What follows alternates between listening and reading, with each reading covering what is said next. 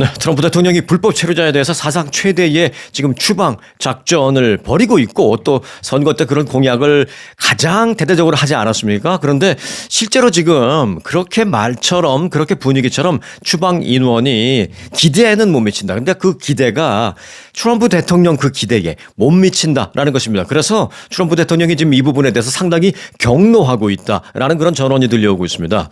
NBC가 지난 주말에 보도를 했는데요. 한 소식통에 따르면 트럼프 대통령이 화를 내고 있다. 라고 이렇게 말을 한 뒤에 담당자들이 그 실무자들이 더 많은 사람을 추방하지 못하고 있는 그런 것이 트럼프 대통령을 아주 화나게 만들고 있다라는 그런 전언입니다.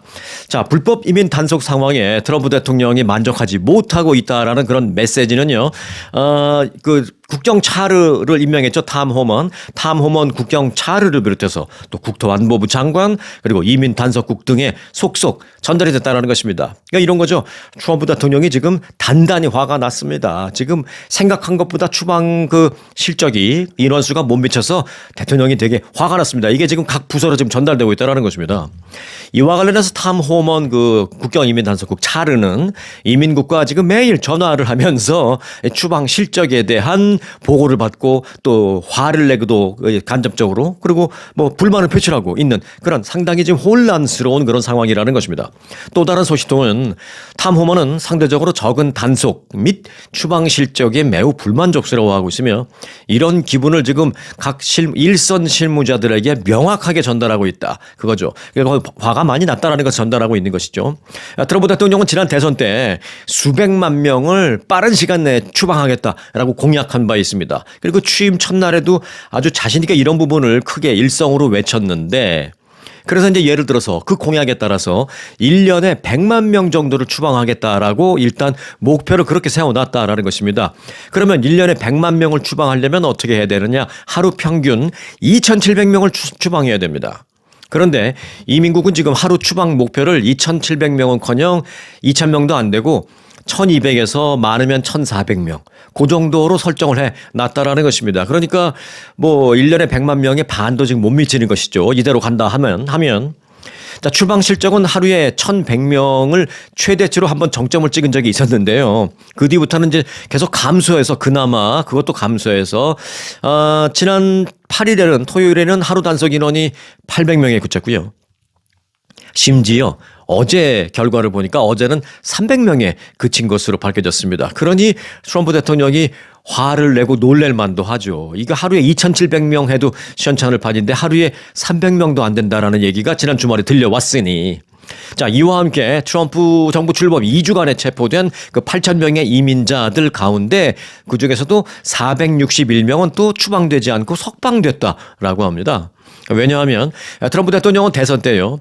불법 체류자를 체포한 뒤에 조건부로 다시 석방하는 그런 정책. 이게 catch and release라는 정책이 있었거든요. 그걸 폐기하겠다라고 공언을 했습니다. 체포했으면 무조건 다 추방하겠다라고 공언을 했었습니다만은 실제로는 여전히 이 catch and release가 지금도 적용되고 있기 때문이라는 것입니다. 이 캐치 앤 릴리즈가 뭐냐면 폭력 범죄에 연루되지 않은 불법 체류자가 단속이 됐어요. 그러니까 불체자를 잡았어요. 잡았는데 단순 불체자지 어떤 중범죄나 폭력 범죄나 이런 거는 전혀 연루되지 않았어요. 그러면 그런 경우에는 내가 이민 법원 재판정에 쓰겠습니다. 이민 법원에 가서 내가 재판을 받겠습니다라고 한다면 풀어주는 겁니다. 그런데 트럼프 대통령은 그런 거 없어. 폭력범죄에 연루되지 않았다 하더라도 체포되면 다 추방이야 라고 했는데 지금 현재 일선의 상황은 아니라는 것이죠. 그래서 이미 한 500명, 461명이 풀려났다라는 것입니다. Catch and release. 그래서 이제 트럼프 대통령이 화가 많이 났다. 뭐 이런 얘기입니다. 자, 이렇게 한참 짜증나 있는 트럼프 대통령의 마음을 잠시나마 기분 좋게 해준 사람이 있습니다. 누구냐? 바로 일본에서 날아온 이시바 시게루 일본 총리입니다. 이시바 시게루 일본 총리가 트럼프 대통령과 첫 정상회담에서 소위 이 아부 전략을 구사해서 트럼프 대통령의 마음을 얻었다라는 그런 언론 분석이 나왔는데 이게 어느 언론 분석이냐? 미국에서도 물론 그런 보도가 나왔습니다만은 일본 언론에 이런 보도가 나왔습니다. 요미우리 신문은요. 이시바 총리가 지난 7일 백악관에서 열린 미일 정상회담에서 자신감에 넘치는 뛰어난 지도자다. 라고 이제 말했죠. 트럼프 대통령에 대해서 그렇게 칭송한 거죠. 그리고 트럼프 대통령의 리더십 덕분에 세계가 질서를 찾아간다라는 등등의 미사여구 그런 말, 뭐 표현하자면 그런 아부성 발언으로 트럼프 대통령을 한창 치켜 올려 세워줬습니다. 그래서 이제 트럼프 대통령 아주 순간 기분이 좋았었죠. 또한 선물을 줬는데 금으로 색칠한 금빛 사무라이 투구를 트럼프 대통령에게 선물했습니다. 이 투구는 영원히 빛을 발한다라는 의미가 담겼다라고 합니다. 이 고인이 된 그 아베 전 일본 총리도 금빛 선물을 한 적이 있었죠. 트럼프 대통령과 정상회담할 때 선물을 드렸는데 뭐냐? 금으로 도금을 한 금색 골프채를 선물했습니다. 그래서 이제 이시바 총리도 거기서 힌트를 얻은 거죠. 금빛 사무라이를 선물한 것입니다.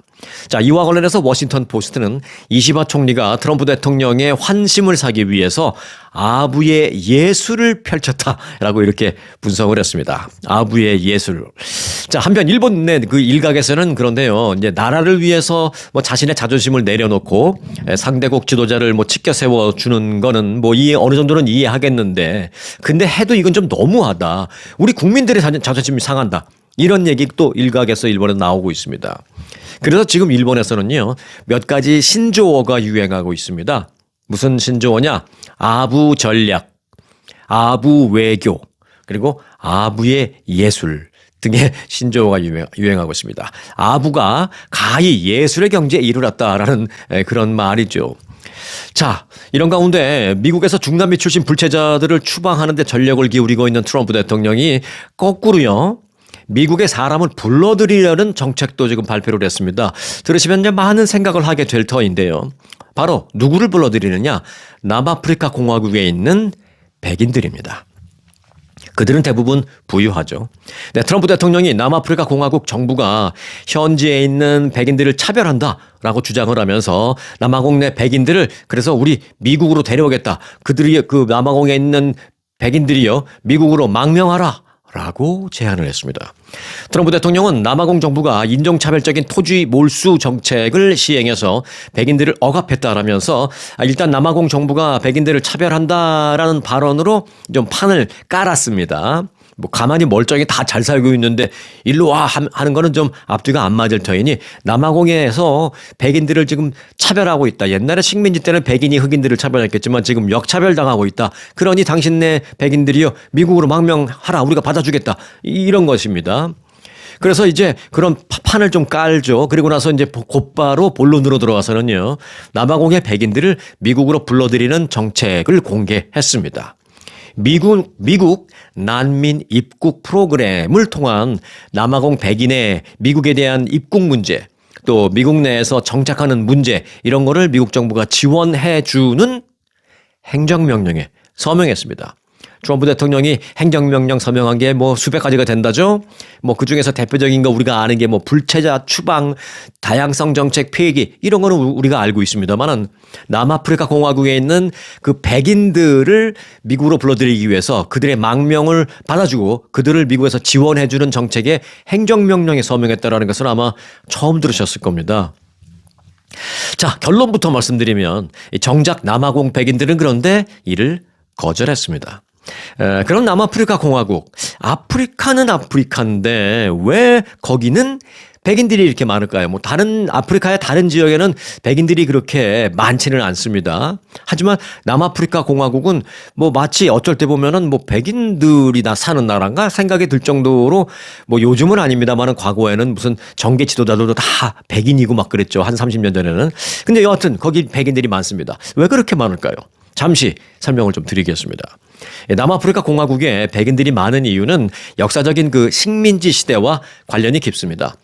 백인들은 주로 이제 네덜란드와 영국계죠. 그 네덜란드와 영국의 그 식민지 지배와 관련돼서 그들이 이제 이주한 겁니다. 옛날 우리가 그 일제 시대 식민 지배를 받았을 때 보면은 일본인들이 한국으로 넘어와서 여기서 이제 여러 가지 경제 활동하면서 살고 했었죠. 그런데 그들은 우리가 광복이 되면서 그들은 거의 대부분 일본으로 돌아가거나 뭐 쫓겨나거나 뭐 이렇게 됐지만 남아프리카 공화국은 그 독립이 된 후에도 백인들이 기득권을 형성하면서 거기 그대로 남아 있었습니다.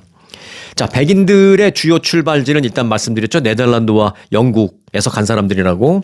이들 백인들이요, 남아프리카에 정착하게 된 배경을 간단하게 보면, 첫째는 그 네덜란드의 초기 이주가 있습니다. 1652년, 17세기죠. 1652년 네덜란드 그 동인도 회사는 남아프리카 케이프타운에 보급기지를 세우기 위해서 첫 번째 백인 정착민들을 그곳으로 보냈습니다. 그때 식민 지배할 때죠.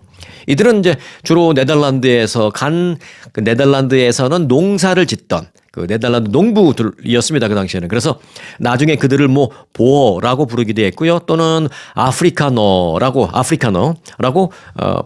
불리는 그런 집단을 형성하게 됐습니다. 그러니까 아프리칸이 아니라 아프리카노라고 부릅니다. 실제로요, 지금도 그 남아공에서는 그곳에 살고 있는 백인들을 부를 때 아프리카노라고 부릅니다.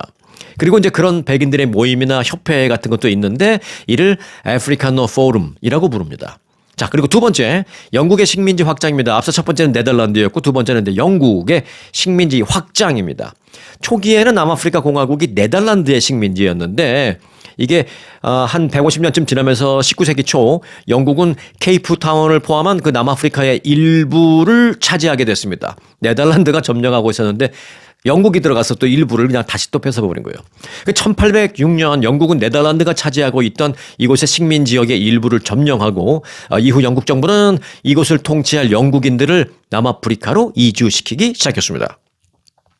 영국은 남아프리카에서 전략적으로 중요한 항구를 관리하는데 주로 그 당시에는 매진을 했고요. 왜냐하면 거기서 농사짓고 뭐 광산 캐고 이런 모든 것들을 영국으로 실어 날아서 착취해야 되니까. 그러려면 이제 배로 착취해야 되니까, 배로 가져가야 되니까 항구를 영국 사람들이 지어놓고 그 관리를 한 겁니다. 자, 이를 위해서 영국인들이 소위 영국 백인들이 계속해서 이 지역에 남아 있게 되는 계기가 된 것입니다. 그러니까 이제 남아공에서 사는 백인들은 두 가지로 이해하면 되겠습니다. 일단 그 식민 지배를 위해서 본국에서 이주해온 백인들이다. 뭐 그것과 그리고 이제 또 하나는 그들은 그런데 이제 백인이긴 하지만 주로 처음에는 네덜란드인, 그다음에는 영국계다. 뭐 이렇게 이해하시면 되겠습니다. 그들이 지금 후손들이 남아 있는 거죠. 그런데 그 후손들은 지금 몇백 년이 지나서 식민 지배가 끝났는데도 왜 본국으로 돌아가지 않고 거기 계속 살고 있을까 하는 문제는요, 남아프리카에서의 그 경제적인 기회가 결합된 어떤 그 경제적인 문제다라고 볼 수가 있는데요. 백인들은 이 지역에서 농업, 산업, 그리고 정치적인 영향력까지도 행사하면서 나름대로 여전히 그 지배적인 위치를 잘 유지하면서 살고 있습니다. 거기서. 그렇게 이제 남아프리카 사회에서 매우 중요한 역할을 맡게 된 거죠. 기득권적인 세력이 되어버린 것이죠. 그 후손들이. 그러니까 이제 갑자기 그들이 자신의 조상이 영국에서 또는 네덜란드에서 뭐 150년 전, 200년 전에 온 사람들이라고 해서 지금 그 후손들이 가봤자 뭐 아무도 없죠. 그리고 영국에서 그만큼 지금 자기들이 남아프리카 공화국에서 누리고 있는 그 정도의 지위를 영국에서 그만큼 누리지 못하고 살 것 같고 하니까 지금 그래서 그대로 살고 있는 것입니다. 그런데 이제 남아프리카 공화국에서 점점 이제 흑인 정치 지도자들이 나오고 하면서 이제 백인들의 파워가 줄어들죠. 줄어드니까 이걸 또 차별당한다라고 얘기하고 있는데 그걸 딱 그 픽업해서 트럼프 대통령이 남아공에서 백인 차별하고 있다. 그러니 남아공에 있는 백인들이요, 미국으로 와라. 그러고 있는 겁니다. 난민 지위 해서 받아주고 여기서 정착하게 지원해주겠다라는 것입니다. 왜냐하면 이제 남아공에 있는 백인들이 거기서 난 진짜 더 이상 난 뭐 더러워서 못 살겠어 해서 미국으로 올 경우는 미국은 나쁘지 않다라고 판단하는 겁니다. 왜? 그들이 어느 정도 경제력을 다 갖고 있는 백인들이기 때문입니다. 자, 그래서 그런 사람들은 미국으로 부르고 있고요. 가난한 중남미의 불체자들은 지금 열심히 추방하고 있습니다. 자, 중국 얘기를 하지 않을 수가 없는데요. 중국이 오늘부터 미국에 대해서 보복 관세를 부과할 계획을 밝혔잖아요. 그래서 미중 무역전쟁 이제 2라운드가 시작됐습니다. 중국은 오늘부터 일부 미국산 수입품에 대해서 10% 내지 15% 추가 관세를 부과할 계획이라고 이미 지난 4일 날 밝힌 바 있습니다. 미국산 석탄 그리고 LNG에 대해서는 중국으로 들어올 때 15% 관세를 매긴다. 또 원유, 농기계 같은 건 많이 들어가죠. 뭐 중국 거 있다 하더라도 미국의 그 존 디어인가요? 이런 걸 못 따라가죠. 얼마나 튼튼하고 좋습니까? 그런 것들 그리고 대형 자동차와 픽업 트럭 같은 것들 그런 게 이제 중국에 들어갈 때 10% 추가 관세 매기겠다라는 것이고요.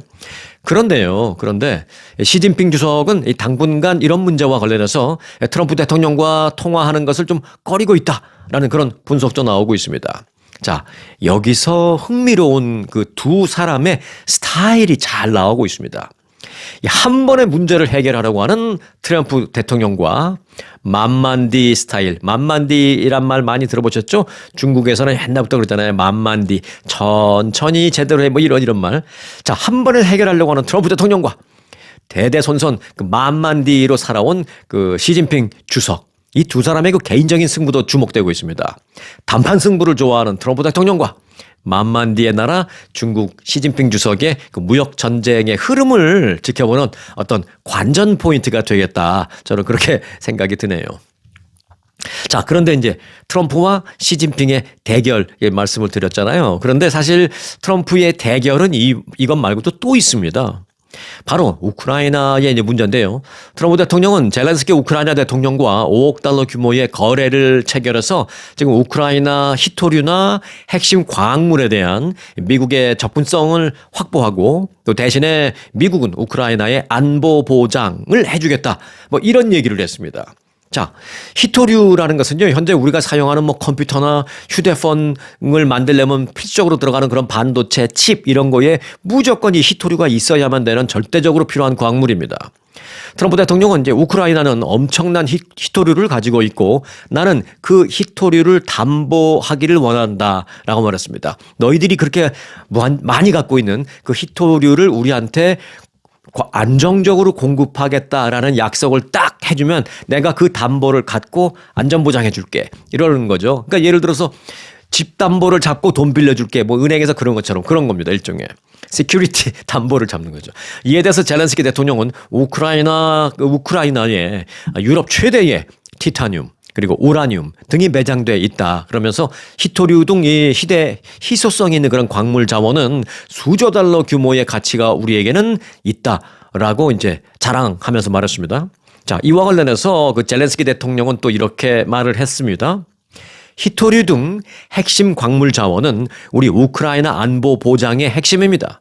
그냥 파는 것이 아니라 안보 보장과 이윤 이 두 가지를 모두 보장받으면 팔겠습니다. 이렇게 말했습니다. 자, 간단하게 정리하면 이렇습니다. 트럼프 대통령은 우크라이나의 안보를 보장해주는 조건으로 히토류를 안정적으로 공급받겠다라고 했고 젤렌스키 대통령은 히토류를 안정적으로 공급해주는 조건으로 우크라이나에 대한 안전 보장을 확보해줘 플러스 알파 경제적인 이윤도 난 얻을 거야. 요 두 개가 맞대응을 하고 있는 것입니다. 자, 그래서 이제 트럼프는 이런 걸 갖고 이제 정치 전문가들은 이렇게 얘기하죠. 너희 안전하게 우리가 지켜줄 테니까 그 히토류 다른 데 팔지 말고 우리한테 싸게 잘 팔어. 뭐 이런 얘기를 사실은 어떤 정치적이나 외교적보다는 거래적인 측면에서 바라볼 수 있다는 것이죠. 그래서 트럼프 대통령이 하는 이런 것들은 거래적 외교. 뭐 외교가 아닌 건 아닙니다. 뭐 어떤 형식으로든 외교는 외교인데 종류가 다르다는 거죠. 이게 이제 그래서 거래적 외교라는 그 평을 받고 있습니다. 그래서 자, 그럼 거래 외교가 이길까요? 아니면은 꼭 필요한 히토류를 딱 내세운 그 우크라이나의 자원 외교가 이길까요? 자, 이 부분도 우크라이나 사태 해결을 보는 데 있어서 또 하나의 관전 포인트가 되겠다라는 생각입니다. 네, 한국인 최고의 사망 원인은 뭘까요? 네. 한동안은 이제 심장마비였는데요. 최근 들어서 이제 암이 아무래도 1등으로 뛰어 올랐습니다. 암은 한국 정부가 사망 원인 통계를 내기 시작한 지난 1983년 이후 1위 자리를 한 번도 내주지 않았습니다. 현재 한국인의 연간 암 사망자는 85,271명. 그러니까 한국에서 암으로 인해서 사망 판정을 받는 사람은 1년에 한 85,270명쯤 된다 이 얘기죠. 전체 사망자 4명, 1년에 대한민국에서 사망하는 전체 사망자 4명 중에 1명꼴인 24%가 암으로 사망하는 겁니다. 적은 숫자가 아닙니다. 절대로. 그나마 다행스러운 건 조기 진단 및 치료 기술의 발전으로 인해서 갈수록 그래도 암 생존자가 늘고 있다. 암 생존율이 좀 더 늘고 있다라는 것은 그나마 한 가지 다행스러운데, 자, 한국 내 암 생존자는요, 지난 2019년 200만 명을 넘어선 이후에 현재는 300만 명에 달하는 것으로 추산됐습니다. 암 생존율도 늘고는 있지만 그것보다 더 빨리 늘고 있는 게 암 사망자입니다. 자, 이에 따라서 암 생존자의 2차 암 예방 및 건강 유지에 대한 관심이 늘 커지고 있는 그런 상황입니다. 그런데 국내외를 통틀어서 가장 대표적인 암 예방 수칙으로는요, 세계 암 연구기금 그리고 미국 암 연구센터, 이 두 각 센터가 각종 연구를 다 집대성해서 만든 그런 결과 보고서가 있습니다. 암 예방을 위한 10가지 권고라는 아주 간단한 그 보고서인데요. 그게 여전히 세계 최고로 꼽히고 있습니다. 전 세계에 내놓으라 하는 전문의들이 각종 정보를 모아서 종합적으로 분석해 놓은 결론. 지금부터 말씀을 드릴 텐데요. 사실 듣고 나면 여러분들 뭐 이런 생각이 들 수 있어요. 뭐 우리가 여태까지 알던 내용하고 뭐 별로 다르지도 않네. 그거 누가 몰라. 이런 생각이 할 수도 있습니다. 자, 어떤 생각이 드시던 간에 일단 말씀을 드리겠습니다. 세계적인 그 두 기관은 이 권고에서 10가지를 얘기했는데, 첫 번째, 건강한 체중 유지. 너무 말라도 안 되고 너무 비만해도 안 되는 거죠. 건강한 체중을 항상 유지해라. 두 번째, 지속적인 신체 활동. 요거는 이제 어느 정도 운동을 얘기하는 것입니다. 중강도 이상 급증되는 운동을 해야 된다는 그 얘기죠. 자, 지속적인 신체 활동이 두 번째였고요. 세 번째, 통곡물, 야채, 과일 및 콩이 풍부한 식단 섭취. 네 번째, 지방, 전분, 설탕 함량이 높은 패스트푸드 및 기타 가공식품 섭취 제한. 다섯 번째, 붉은 고기 및 가공육 섭취 제한. 또 여섯 번째, 설탕이 많이 들어간 음료 섭취 제한. 일곱 번째, 알코올 섭취 제한. 여덟 번째, 암 예방이라는 검증되지 않고 홍보되고 있는 각종 보충제 사용 금지. 그러니까 이거는 뭐 예를 들어 비타민C라든지 이런 걸 말하는 게 아니라 이걸 먹으면 암이 예방됩니다, 여러분. 막 그래서 암 예방이라고 나오고 있는 그런 것이 가끔 있다라는 것이죠. 그거는 믿을 수 없다라는 것이죠. 그런 걸 먹지 말라라는 겁니다. 뭐 기본적으로 비타민C, 비타민 E, 뭐 우리 미네랄 여러분들이 드시는 기본적인 건 그건 괜찮습니다. 그건 나올 때 이게 암 예방입니다. 뭐 그렇게 하진 않잖아요. 다만 이런 영양 섭취를 잘하면 암도 예방될 수 있습니다. 뭐 그 정도는 오케이. 그런데 이거야말로 암을 예방시키는 것입니다. 이렇게 광고하고 나오는 것은 먹지 말라는 거죠. 자, 아홉 번째, 가능하면 모유 수유하기입니다. 자기 자식을 이제 모유 수유하면 그 자녀가 나중에 커서 암에 걸릴 확률이 떨어지니까 그렇다는 것입니다. 자, 그리고 열 번째, 암 진단을 받은 후에도 이들 지금까지의 그 권장사항 9가지를 포기하지 말고 계속 따를 것. 이 10가지도 열 번째도 중요합니다. 이렇게 명시를 했습니다. 자, 그런데 일부에서는요, 다 듣고 나니까 뭐 나도 다 아는 얘기인데 뭐 어디서나 다 하는 말이다. 뭐 이런 뭐 그런 얘기. 그리고 또 하나는 그런 얘기 뭐 누가 몰라 다 알지. 라고 하면서 지금 말씀드린 10가지에 대한 효과를 좀 무시하거나 10가지 그 효과를 좀 반신반의하거나 뭐 일종의 좀 무시하는 그런 경향이 많이 있다라는 것입니다. 그런데 최근 서울의대 예방의학팀 연구팀은요, 국제학술지 뉴트리언츠 최신호의 한 논문을 게재했습니다. 40세에서 69세 사이 14만 명을 대상으로 평균 10년 동안을 추적 관찰한 결과 이런 연관성이 실제로 효과가 있는 것이 관찰이 됐다라는 것입니다. 그 10가지 권고사항에 대해서 효과를 반신반의하지 말고 믿어라, 따라라 하는 얘기입니다. 자, 실제로 이들의 분석 결과 앞서 말씀드린 그 암 예방 항목에 대한 준수를 잘한 암 생존자는 준수를 잘하지 않은 그룹보다도 사망률이 34%나 더 낮은 것으로 나타났습니다. 연구팀은 암 치료 후 사망 위험을 낮추려면 암 예방 권장 사항을 가볍게 여기지 말고 반드시 준수하는 게 바람직하다.